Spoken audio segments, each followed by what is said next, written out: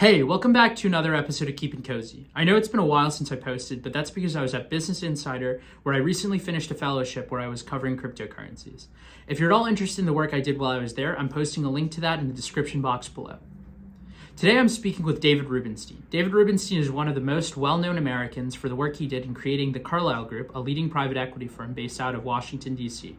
Outside of that, he's also known for the work that he does in philanthropy, where he helped restore the Washington Monument and has donated millions of dollars of artwork to institutions and museums around the world. For me, he's best known for the work that he does as an interviewer. He has a show on Bloomberg where he interviews people who he considers his peers, people like Jeff Bezos and Ari Emanuel, and interestingly, Sam Bankman-Fried, who we're going to talk about today. So I hope you enjoy this conversation, and I apologize in advance for the quality of my microphone. Things are going to get better just with time. I hope you enjoy this episode, and take care. You often self-deprecatingly joke about struggling early on in school and, with your early professional life. But, did those early rejections and maybe struggles fuel future success? Well, like any young person, you always find, some rejections. You're not good enough for an athletic team. You're not good enough for a school program. You're not good enough for a musical competition. So there's always rejection. That's part of life. And, many times during my early professional career, there were rejections and things. So when I left the White House, nobody really wanted to hire me because, I had worked in the Carter White House and that was considered a terrible thing to have done. So, rejection strengthens you, and the people that get rejected in life, typically the ones that succeed are ones that have overcome that rejection, accept it, and try to work harder to get back to where they want to be. Yeah, and then kind of on Forrest Gump lucky moments, you've mentioned, when you went to U Chicago Law, Right. there was something where, you sent a deposit to the wrong group of people and they Oh, were going to right. withdraw your Right. scholarship, things like that. Well, that was not rejection. That was probably stupidity on my part. That was where I sent in $50 to reserve my place in the law school. But I was supposed to send $50 in to reserve my place in law school, but also $50 to reserve my law school dorm room. Since I didn't have an extra $50 hanging around, I said I'll send in $50 to the law school dorm people. They'll tell the law school people I'm coming to accept my scholarship there. But they obviously didn't do that. So I showed up the first day, and the law school people didn't have me coming because I didn't send them the $50. So they said they gave my scholarship to somebody else.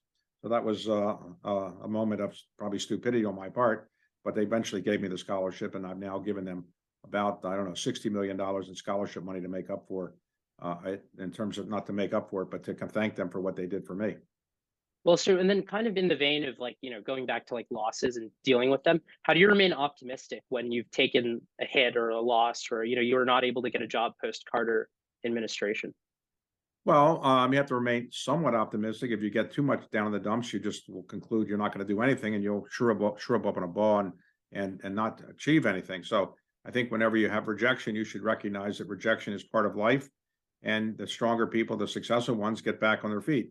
So Mark Zuckerberg, Bill Gates, Steve Jobs, they've all had rejection in their careers and life, and they got back on their feet and they built good companies. Well, and then, kind of on the vein of that, you mentioned that, when you started Carlisle, I believe that there was some trouble with you getting, starting out in New York City. So you had to start out in Washington, D.C. And then you marketed that as one of the advantages of Yes. working with Carlisle. Well, we never actually considered going to New York. We wouldn't have been credible there. So I was living in Washington, and the people I was recruiting were in Washington. And I thought if we moved to New York, we would have no credibility at all. But by being in Washington, we might have credibility saying we understood companies heavily affected by the federal government. So, so that's what worked. There's an old saying by a former Senator, Everett Dirksen: when you're getting kicked out of town, get out in front and pretend you're leading a parade, which means take advantage of the situations you find yourself in. We found ourselves in Washington with no credibility in New York, so we stayed here. Well, kind of transitioning to, your early career or your early life. In a talk with the University of Maryland, you mentioned that when you attended Duke University, there was a quota on how many Jewish students were allowed to attend. Was that something that impacted you while you were studying there, just feeling like there is a quota on how many Jews would be allowed to go to I school? I would say there were many schools that had Jewish quotas in the 20th century. Many of the Ivy League schools did for a while. I think many of them went away. Duke had an informal Jewish quota, which I didn't know about until after I left Duke. But the president of Duke, who came in my senior year, Terry Sanford, heard about the Jewish quota and he eliminated it. Didn't affect me. So, the Jewish quota was probably about 5%. So, and I noticed that, in the way that the school worked, and many schools did, if you were Jewish, your roommate was Jewish. In other words, they didn't think that you Yeah. could have a non-Jewish roommate, or they didn't think you'd be compatible one. But and this university symbol had a big gigantic crucifix in it. And so I became the first Jewish person to become chairman of the board of Duke, and the situation has changed a lot. Well, kind of on that note, I think this is something like these histories with universities is at the center of controversy for like a lot of people in the world today, especially students at those schools. So, how do people who are upset with maybe the histories of their institutions take the good from it without getting bogged down by like the past? Well, every school has had its problems. I'm on the Harvard Corporation Board, and Harvard issued a report earlier this year about the impact of slavery on Harvard. And Harvard was around for 150 years before slavery was eliminated. And so Harvard is now dealing with the impact of having been around and tolerated slavery. So every school has its history that doesn't look so wonderful in light of today's perspectives. But I think what you have to do is learn the history and learn the plus and minus of what the university did before and try to, make it a better university. But I don't think learning about the past challenges make you a bad person. I think in being inquisitive about it is probably a good thing to do. But you can't be so obsessed about the challenges of the past that you're not going to be able to do anything to make it better, or you're going to leave the school. I think you should recognize that all schools have their challenges. Is it something that you never like? I mean, how did you interact with it considering Duke? I guess you weren't aware of it while you were there, but just I the wasn't fact that aware it of it, is but something. I had gone to a school which was probably my public high school was probably 50% Jewish and maybe 50% not. So when you get to Duke, it was a little different. But Duke has transformed itself in dramatic ways and is an incredible university today. If you think about it, all of the major universities that are private were segregated in the 1950s, 40s, 30s, and so forth. Yeah. They didn't desegregate until 1963 at Duke. So Tulane, Rice, University of Virginia, Emory, they were all Vanderbilt. They were all segregated. And when I entered Duke, it had only been desegregated for only a couple of years. So it's a different world. Yeah, and like I guess what if you're someone who like how do you get over some like, those that history if that is something that impacts you? Some people I think are able to just focus on the work, but then I think a lot of people and eventually, maybe it boils up and comes out in a different way, but they aren't able to get over it. And like is there something that like, you'd advise someone to do if they feel that way? Well, if you can't get over the history of an organization that you're a part of, then maybe you have to leave. But I think the general rule of thumb, I don't think the history of universities that occurred decades before, if not a century before you were there, should compel you to leave the organization if it's not currently impacting the way the organization is run today. So I think it's good to know the history, just like it's good to know the history of the United States. History of the Yeah. United States has slavery in its history, but that doesn't mean you should leave the United States because we had slavery at one point. Turning it back to your personal career, as the son of a blue collar worker who turned into a private equity billionaire, it's safe to say you're a pretty ambitious person. Were you always, a very ambitious person, or was there, is there an underlying behavior or characteristic? I always was trying to, achieve something and make something of myself, but I got lucky in my business career, and I wouldn't have expected it. But if you take a look at a lot of the people that got lucky in the private equity world, over the venture world, the hedge fund world, many of them had similar backgrounds to mine. They didn't come from the wealthiest families. They found an area that they knew well, and they built a company in that area, and they made a lot of money. Most of the people that have made great fortunes in the world are people that didn't come from very wealthy families to begin with. So my situation is not that unique. Yeah. Well, do you think there's a reason why a lot of, these successful people in private equity or in the world come from blue collar backgrounds? Sure. Blue collar or lower middle class. It's because if you grow up in a family where you're fabulously wealthy, you never have to struggle for money or worry about making your way in the world. You may not have the drive, the ambition to really build something, and you won't feel the pressure to do so. But if you come from a lower income background and you want to make something of yourself, you will feel more pressure to try to build something, and probably you're probably going to be much better at it, I would suspect. Well, yeah, and do you think ambition plays a great role in, Of course, people if you're coming from this background? yeah, if you're more likely to have ambition to achieve something, you come from a lower income background. Though obviously everybody from a lower income background doesn't make a fortune, but I do think that it gives you a greater sense that if you're going to get somewhere, you got to do it on your own. Well, kind of on the note of ambition, Abraham Lincoln, who I think you've in the past mentioned is the greatest American, Right. at least in your Right. estimation. In his speech to the young men of Lysum, he says that his greatest fear for the United States is actually the idea that there's going to be overly ambitious people that won't be able to jive with America's system. Specifically saying guys like, Alexander or Caesar or Napoleon, they're not going to be content with being a congressman or a governor or even being president, which is, a pretty limited role. And he specifically then goes on to say that like genius disdains a beaten path. It seeks to, go into unexplored regions. Do you think what do you make of his view of ambition being actually something to be afraid of for, these young people who he spoke to? Well, in his case, he came from very modest circumstances and became president of the United States. So he obviously had some ambition, and he didn't get there by not having ambition. He obviously wanted to run for president, and he obviously wanted to be president, and he ran for president twice. So I'm not quite sure what his comment meant, but it can't mean that you shouldn't have ambition, because he had more Yeah. ambition than most people in that time. He went from very, very, very modest circumstances and a loss in the Senate race to be president of the United States. So there's a lot of ambition there. I think his point was more just like a guy like, Napoleon who has this, he uses the phrase, is of the lions, the tribe of the eagle or the family of the lion. Right. These people who are historical figures of, great conquests are not going to be content with, the limited power that you can have in the United States.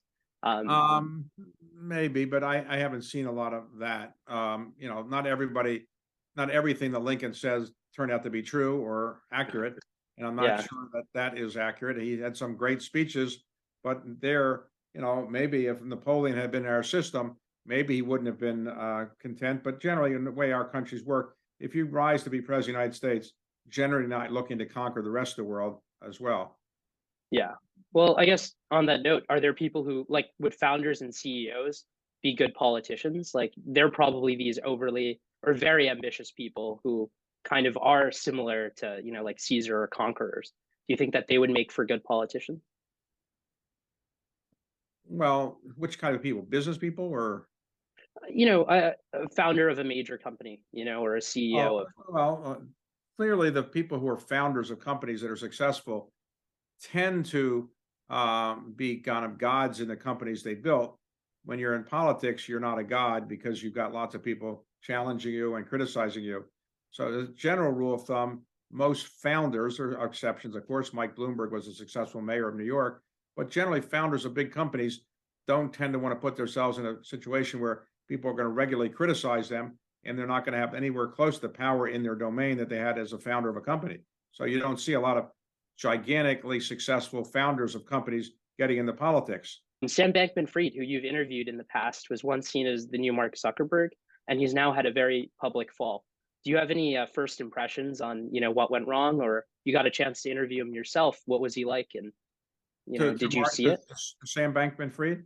Sam Bankman-Fried. Well, I did interview him, as you point out, and at the time he was kind of a carefree person. He seemed to be, he had this unique dress style, which is to wear shorts, tennis shoes, and a T-shirt, and kind of very unruly hair. But it seemed to be something that made him endearing to people. Nobody at the time knew that he was taking some money from customer accounts and lending it to his Alameda investment arm. So I think a lot of people are surprised. We'll have to do investigations to find out what really happened.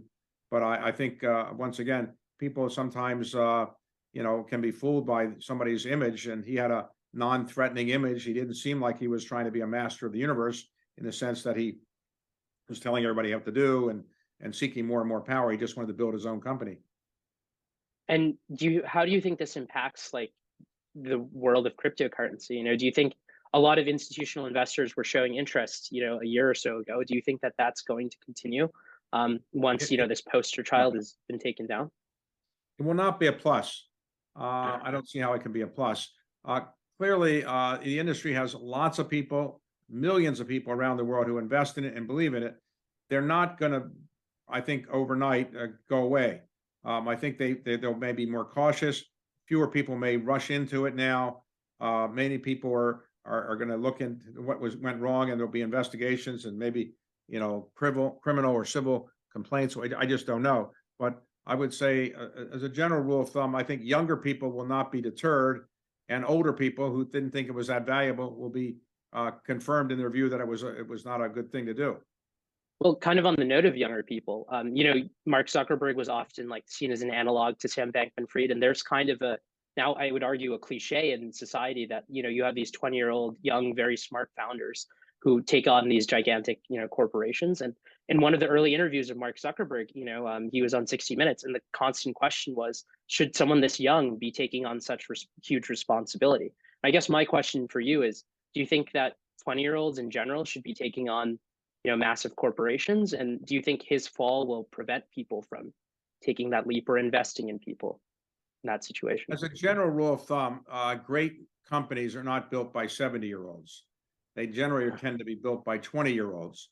So I suspect that Bill Gates was in his 20s, Steve Jobs was in his 20s, Mark Zuckerberg was in his 20s when they built those companies. The Google founders may have been in their early 30s or late 20s. And I think Jeff Bezos might have been in his early 30s. But generally, the ambition, the drive, the I would say desire to make something of yourself and build something great usually occurs when you're younger. You have more energy and so forth. So I don't think that's going to change. The great companies in the world are almost always going to be built by people who are in their 20s, if not early 30s. And do you think this is going to change investors' perspectives on investing in 20-year-olds because of, they gave a lot of responsibility to a guy who in a lot of ways seems like he was just figuring his life out and The made people who mistakes? invest in venture capital are by and large backing a lot of people who are in their 20s and 30s. And if you don't want to back people in their 20s or 30s, you're going to miss out a lot of great venture opportunities. So no, I don't think so. I think if somebody else comes along as living in the Bahamas with wears shorts, tennis shoes, and just a t-shirt, I think people may be more skeptical of that type of person they would have been before. Well, kind of, transitioning into the world of journalism, you've had conversations with some of the world's most fascinating people. Do you have an interview that you've conducted that is your favorite? Well, I don't like to say which of my children are my favorite, and I don't like to say which of my interviewees are my favorite, but I think the interview I did with Jeff Bezos a few years ago in front of a live audience was very enjoyable, and I think he enjoyed it. The one I did with Bill Clinton and George Bush together was, I think, enjoyable for them and me. Oprah Winfrey interview, I think, was enjoyable for her and for her and for me.